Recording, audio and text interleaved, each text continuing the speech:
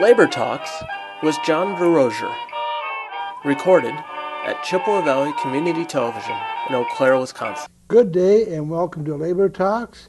Today's special guest is Mark Olson, who represents Eau Claire's County Board District 25.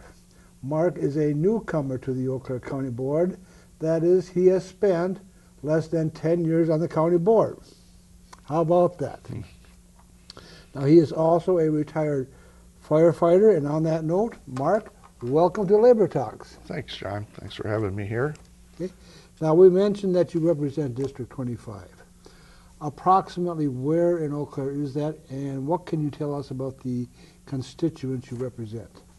The district I'm in, if you can kind of draw an imaginary line from Seymour Road over to Folsom Street on the west side, that's kind of my south boundaries. And then on the west side, if you could draw an imaginary line up 14th Street out to the county line is my west boundary. And then when you come across the river on the east side, then it goes only up to the north crossing. So I got both sides of the river, real good demographics of people, a lot of single family homes, there's multiple family homes, apartments, so a real diverse age group in my area. There is some commercial businesses in my area. It's like every neighborhood, it goes through transitions, even my own. When I first moved there, it was all young couples with young kids, and now it's an older neighborhood with more retired people, but as they retire and move on, we're starting to see influx of new families coming in, and that's kind of the whole demographic of my area. It's kind of a transitional labor, a lot of labor represented in that area. It's a good district to represent. How long have you lived there? I've lived in Eau Claire for 29 years, basically in the same house. I moved here in 1986 when I got onto hired on the fire department, and raised my kids there. My daughter went to the university here, graduated. My son went to technical college, got an associate degree, and my wife runs a business here in town. Now, how long have you served on the county board, and why did you initially run for county board? I've been on the county board for not quite 3 years. In 2013, I was appointed to the county board in October. The woman that represented our area passed away, and she was always a strong supporter of labor. So I was interested in keeping that relationship on the county board, and put in for that position. In the spring of 2014, I was elected then to a 2-year term. Before that, I served 3 years on Eau Claire City Council. Okay. And what do you appreciate most about being on the county board? There has to be something good there. Yeah, there is.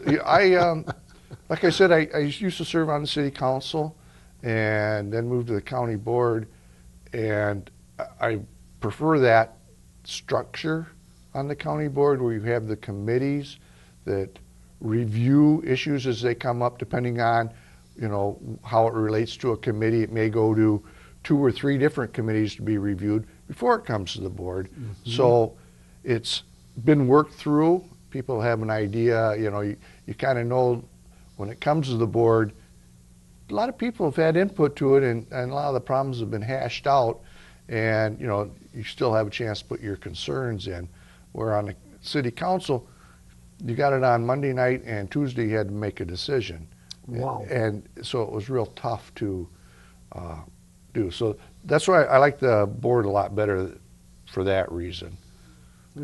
And what do you appreciate the least, besides all 28 other county board systems? Well, that's the thing. It's hard. Like you said, I'm a newcomer. I got less than 10 years. We have quite a senior a group of people, with 20 years or better on the county board. And with that many individuals, it takes a while to get to know everyone and what their interests are or what their habits are, so that you know who you can rely on or who you can talk to get the proper information when issues do come up that you're not familiar with. So what you're suggesting is that you are open to reasonable discussion so that you can come to reasonable decisions. Well, that's the only way to do it. You have to get as much information on issues, and we can't be an expert in everything. From human services to highways to protective services to everything that the county offers. There's no way. Well, you had a lot of years in service in the county, so you had a lot more experience. But as a newcomer, it's tough to know all that facets of local government to be an expert in. Yeah. Well, the only reason I say I'm an expert on everything is because, ladies and gentlemen, I listen to my wife. That's all I had to do, period. No ifs, ands, or buts about it, okay? There you go. Now, in your opinion, how has Act 10 affected our county employees? Well, it's evolving. When it first came out, it really unified the employees. They were really upset with what was happening to their rights, and now that we're basically 4.5 years into it, now it's getting to, they're starting to understand how things work. That they don't have that representation, that they're more of an individual now than instead of a group. And so it causes some friction that we didn't first see when it came out. How did it affect the employees when it first came? Basically, they had to learn a whole new set of work rules. I mean, all local governments all of a sudden had to go back to probably the early 50s and dust off their employee handbooks and say, oh, here we go, it's 2011, we need you to put, what changes do we need to be put in here? Fortunately, in our county, I think we did a good job of kind of rolling in a lot of the contract information to update the handbook, but it still doesn't give county board members making that decision, or the human resources making those decisions, what's going to get put in that book. And employees really don't get to say yes, that's good or that's bad. Also, then it affected them wage-wise. They all took about a 6.7% pay cut when they had to start putting in the employee share of the pension, which is a significant amount of income for these families that still hasn't been caught up. The other part, separate from Act 10, was when they said you can't give them pay increases more than what cost of living is. So employees are only seeing about a 1% pay increase. And at that rate, it takes about 7 years even just to get to what they were in 2010 and 11. And so that's hurt. They have no control on their health care issues anymore, or your benefits. Those things, historically have been, in negotiations, something that, we weigh benefits and wages, and, maybe we'll take a less wage to continue having this benefit. That's gone now. You get what's offered and take it or leave it.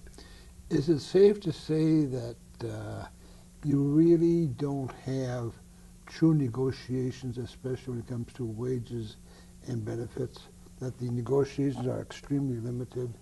But unless you're in the county, unless you're in the patrol officer With the sheriff's office, you don't negotiate. Mm-hmm. It's whatever is decided or whatever we budget into the budget is what you get. Same thing with the health insurance on how much of a premium. Whatever the board sets, that's what percentage you're going to pay. And is the county's budget, okay, let's say that the wages are pretty much dictated by the county's budget, which is affected by the lack of state revenues coming in? Oh, yes. With the, this goes back to probably 2008 with the levy limits that have been in place, that limit how much we can raise taxes by the growth in the community. And yeah, we see some growth in the community, but a lot of it is hospitals, the school districts, university, things that aren't paying taxes that don't count towards that levy limit. So, yeah, we're excited to see all this new growth in Altoona because most of that property is all going in where it'll help increase the levy limits. But I suspect a lot of county employees, and they mean well, and they're very hard workers, but they don't understand the fact that the budget, therefore their wages, is affected by state revenues being cut back. And that's takes us back to Act 10 with not being able to negotiate. I used to negotiate when I was on the fire department on the negotiation team. And that's when you got to sit down face to face with the employer, give your reasons why you think you need a pay increase, but they also have a chance to explain to you why they can't meet those, some of the requests you have. And so you lose that feedback back and forth that I thought was really important part of negotiations, was that back and forth, give and take. Lose a lot of ideas that way too, of maybe cost savings that could be implemented into communities by things that came through negotiations that were brought by labor to management. Now, we have 15 minutes left. You've already used up 15 minutes. Oh, geez. And a lot of people get real concerned because they think, how am I going to talk for 30 minutes? It's a piece of cake, especially when you know what you're talking about, and you do. Now, how, in your opinion, how is right to work? Has that had any effect on our county employees at all? No, because most of the labor groups basically dissolved when Act 10 came in. So it really hasn't had an effect in our county employees so much. Like I said, the only real labor union that we negotiate with is the patrol unit, the protective service part, but it hasn't affected, we haven't had that big effect yet. I think down the road we'll see an effect basically in wages because it's going to lower the market. I think it's a very bad thing for Wisconsin because the unions are what got the wages and the benefits brought up to a level that is livable, a livable wage. And now to have people come in and say, geez, I don't want to join the union, but I want to reap all that benefits. Sure. It is bad. And, if that's the case, if you don't want to be part of that union, then go to a non-union shop and work. You're going to work for less money, you're going to work for less benefits, and you're not going to get Thank you very much. the security of a job. Now, I understand there are some misgivings, if that's the right word, regarding wages for our deputy sheriffs and our jailers. Regarding wages, would you care to touch upon those two issues, please? Right now we're doing a comp study. The comp study?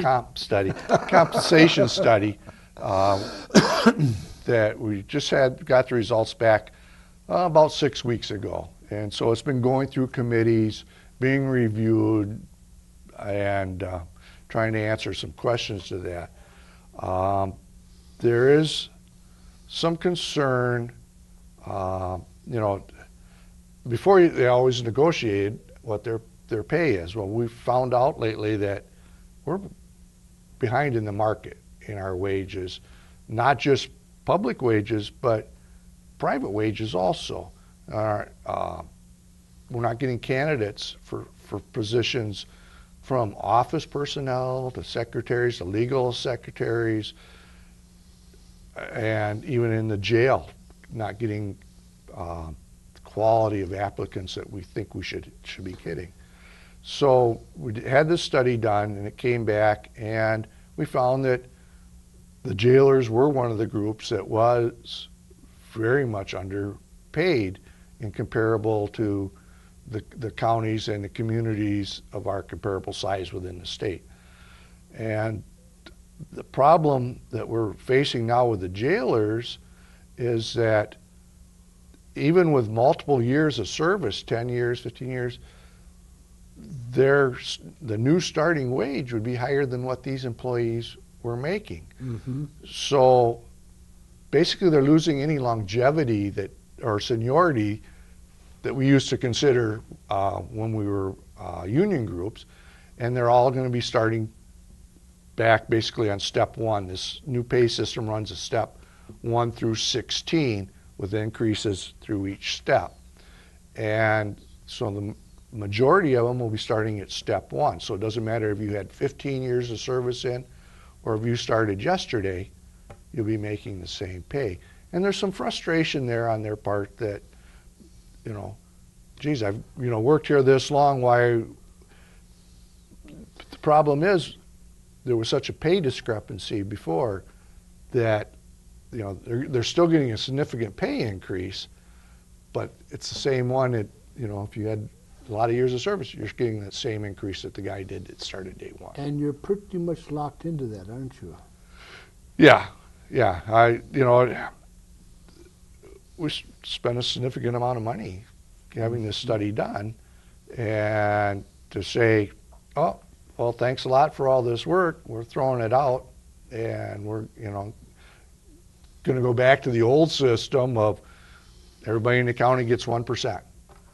That doesn't get the quality of employees and the positions we need. We need to get those caught up and then start working on as the years of service you get. So it's kind of a new learning curve for the employees. So if you had a choice, 10 minutes, thank you.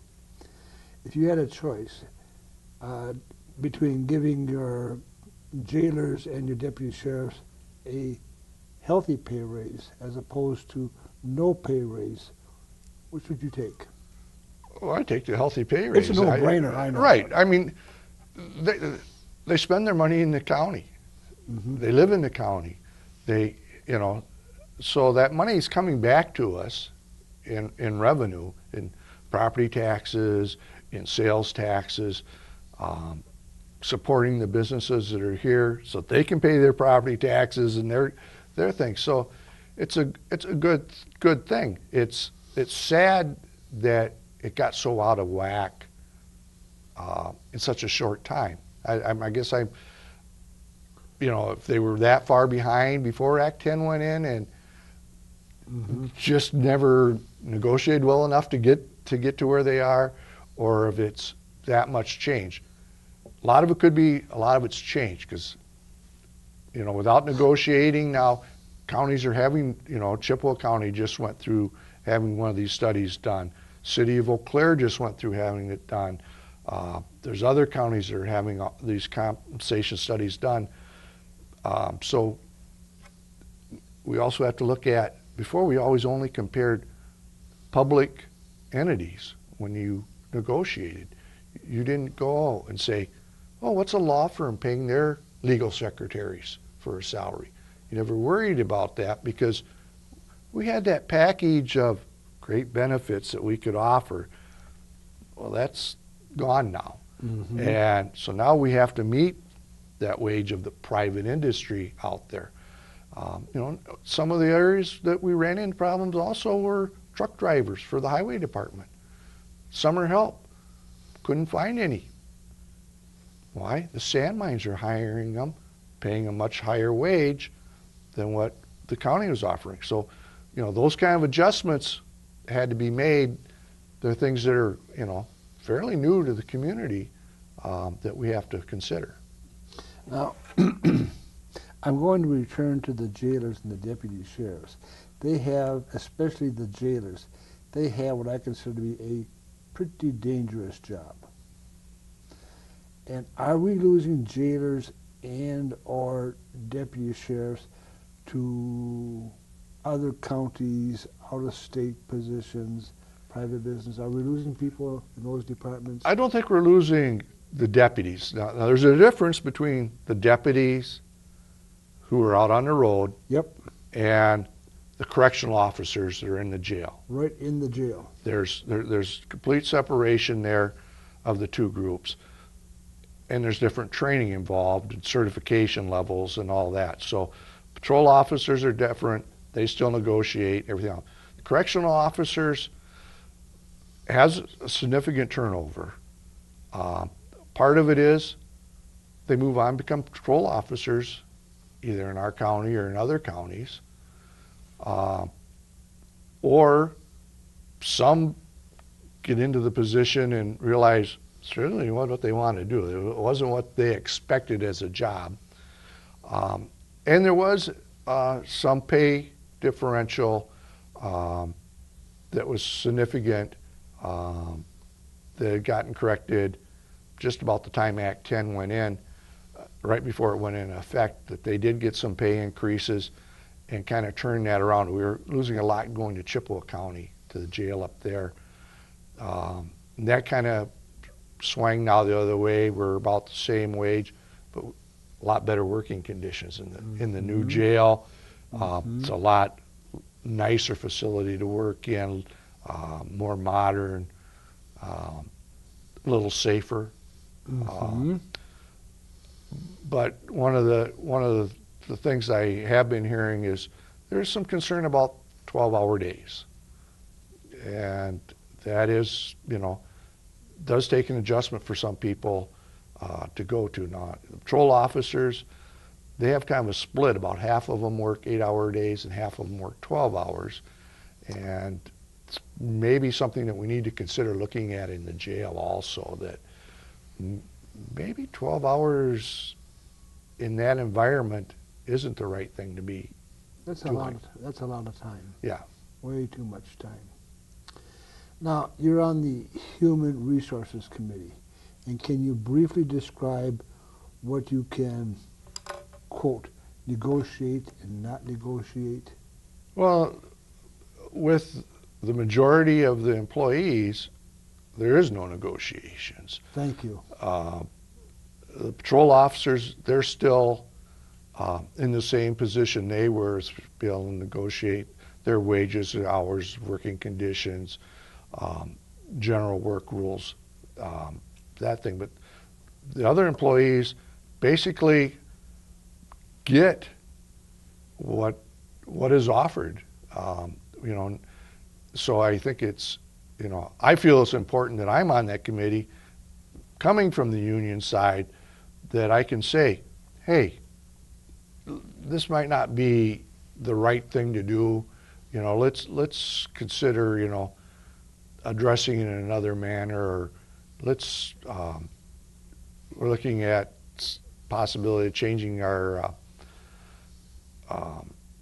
uniform allowances for the jail personnel, instead of paying them out twice a year, their allotment, that we're going to make them, they're looking at trying to make them turn in a receipt each month for what they spend. And I don't really think that's really one of the ways we should go. I think the system we had is working.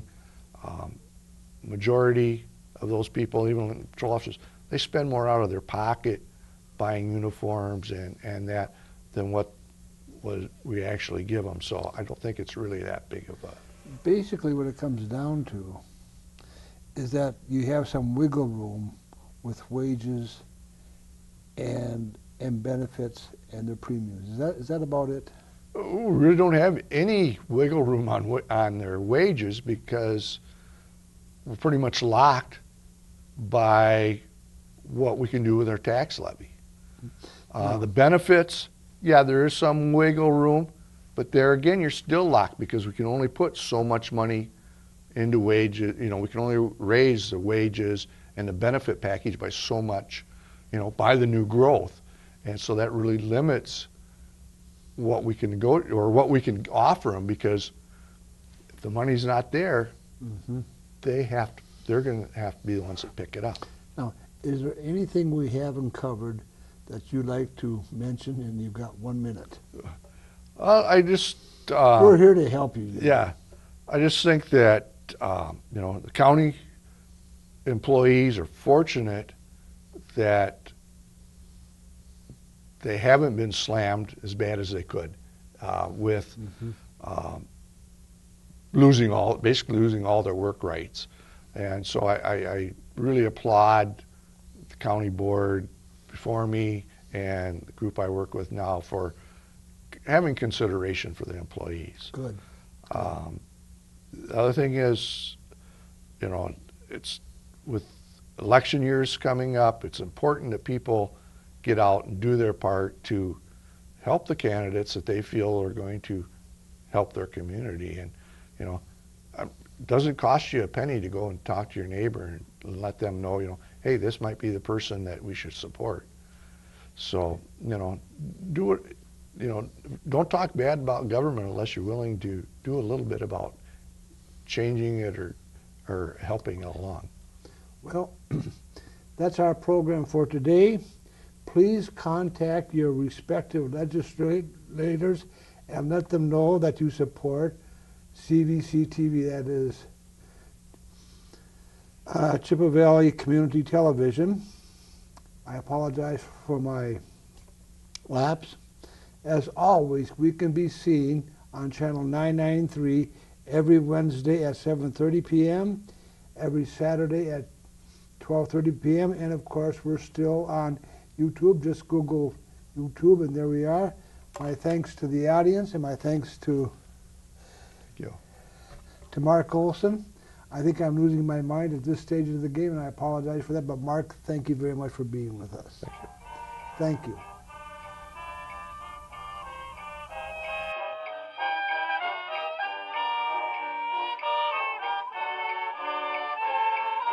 Chippewa Valley Community Television is made possible by continuing community support. If you would like to volunteer or make a donation, you can contact us by calling 715-839-5067 or on the web at www.cvctv.org.